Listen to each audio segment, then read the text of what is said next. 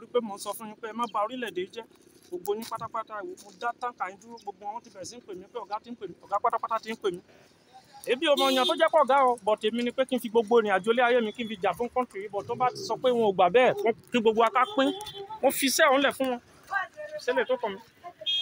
tó ti rí àwọn mọ́tò tí mo mú lélẹ̀ gbogbo wọn pátápátá mo dá wọn dúró wọ́n ti bẹ̀rẹ̀ sí ń pè mí lọ́wọ́ pé èmi pé wọ́n fojú mi rí èèmọ̀ pé ọ̀gá ti ń pè mí wọ́n ní kò ṣẹlẹ̀ tó kàn mí máa fi iṣẹ́ òun lẹ̀ fún wọn mo ní ọ̀pọ̀lọpọ̀ certificate tó yẹ pé mo lè fi iṣẹ́ labroad mo lè fi iṣẹ́ anywhere see that ẹ bàlújẹ́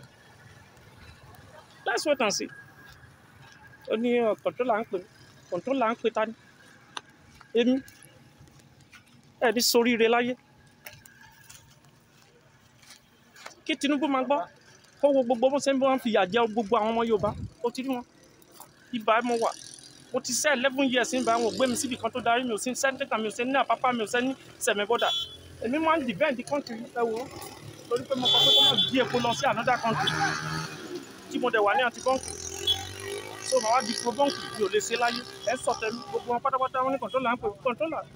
kò ti da fún kọ̀ńtólà tó fẹ́ máa jí owó àbí tó fẹ́ máa jí epo tí wọ́n fún mi 100 naira nù ẹ̀ and I put my job online I'm a diligent Yorùbá man ṣe ti rí wọn bẹ́ẹ̀ gbogbo àwọn mọ́tò yìí wọ́n fẹ́ jí epo lọ sí Cameroon ni ṣe ti rí wọn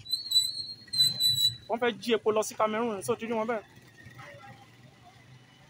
so tó bá pa mí if they kill me you people have to understand that this is the conspiracy from the pit of hell are we one? No.